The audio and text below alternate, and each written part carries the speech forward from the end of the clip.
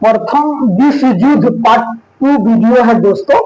पहला वीडियो में कुछ छूट गया था, उसको हम बिल्कुल विस्तार से आपको इस वीडियो में बताने वाले हैं। तो दोस्तों देख लेते हैं, ये यूरोप का जो एरिया है ना, वहां पर ये भीषण युद्ध हुआ था जिसको प्रथम विश्व युद्ध बोला गया।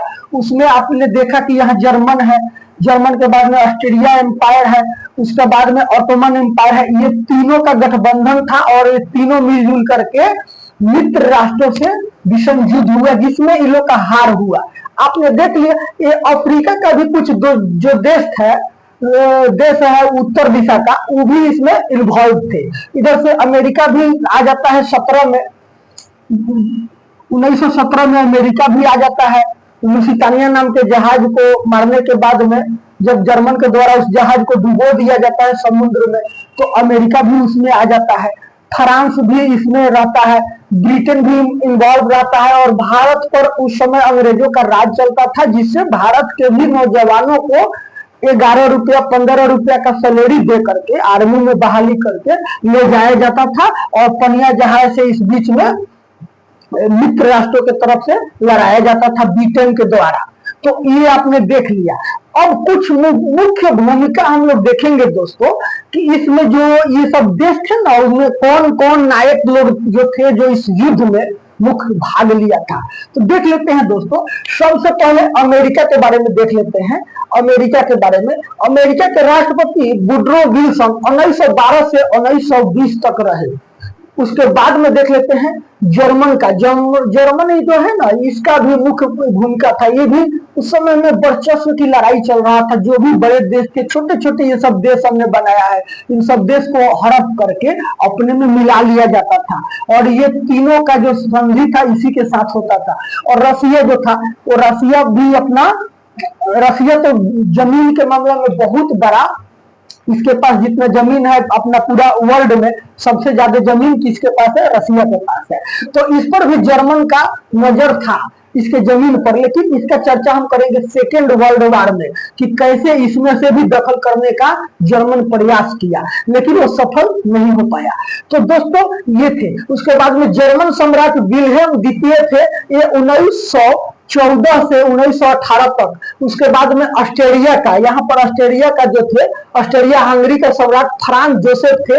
21 नवंबर 1916 को इनका मृत्यु हो गया। जब विश्व युद्ध चल रहा था उसी के बीच में इनका मृत्यु हो गया, जो यहाँ के सब राजा थे। उसके बाद में रूस का जार निकोलस द्वितीय थे 1917 तक। ये रूस जो है ना, रूस का निकोलस द्वितीय थे 1917 तक। उसके बाद में जब रूस की क्रांति होता है उसमें इनका राजपट समाप्त हो जाता है। उसके बाद में फ्रांस में, ये देखिए यहाँ पर फ्रांस है, यहाँ पर ये फ्रांस है वर्ल्ड के नक्शा में। मतलब हम एक आपको समझने के लिए एक तो साधारण सा बनाया है।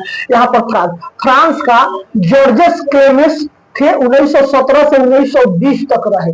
और ये सब मिल करके ये जो मिडिल वाला है, जिसको सेंट्रल पावर कहते हैं, केंद्रीय शक्ति कहते हैं, इन पर ये सब हमला कर रहे थे और इनको घुटनों के बल पर ला दिया गया इनके द्वारा, ये मित्र राष्ट्रों के द्वारा। मित्र राष्ट्र में मैंने बता दिया था कि फ्रांस, ब्रिटेन, रूस, इटली, जापान, अमेरिका और सर्बिया और छोटे छोटे देश बहुत थे। ये घटना जो घटा था ना, जो युद्ध स्टार्ट हुआ, ये घटा था बोस्निया में। बोस्निया कहाँ है? मान लीजिए कि यहाँ पर है। बोस्निया में क्या हुआ था, जो ऑस्ट्रेलिया का जो राजकुमार थे, जो आने वाले समय में वहां का राजा बनने वाले थे, वो अपने पत्नी के साथ यहाँ घूमने आए थे।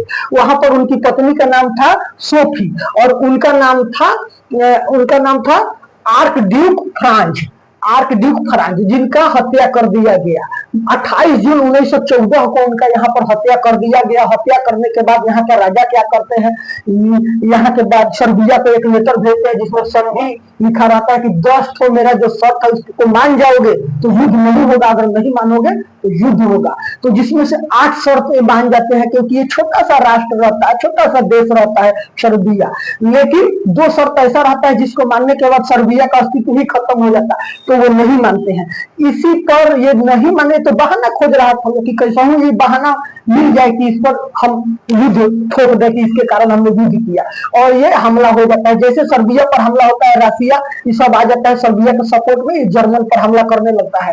ओटोमन जो एम्पायर था ये भी रसिया पर हमला कर देता है। इधर से चीन चालाकी का काम क्या करता है, चीन हमेशा ही बुद्धिमानी लगाता है। चीन कहता है कि हम मित्र राष्ट्र के साथ में रहेंगे, लेकिन मित्र राष्ट्र को सेना नहीं देंगे। हमारे यहाँ से नौजवान लोग जाएगा जो मदद करेगा, क्या करेगा, खाना बनाएगा, कपड़ा खींचेगा, गोड़ हाथ जातेगा, किसका, मित्र राष्ट्र की जो सेना है उसका सेवा करेगा। तो चीन ये काम किया था। इधर से फ्रांस के साथ भी हो रहा था। उसके बाद में लास्ट में लोग का, पिछले वीडियो में मैंने आपको बताया था, ये अमेरिका भी बहुत सा ये यंत्र दे रहा था, नया नया आधुनिक हथियार दे रहा था ब्रिटेन वगैरह को, और ये सब क्या कर रहे थे, ये सब हमला कर रहे थे।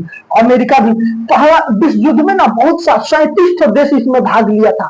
मोटा मोटी सभी देश भाग लिए थे, कुछ प्रत्यक्ष रूप से लिए थे, कुछ अप्रत्यक्ष रूप से लिए थे।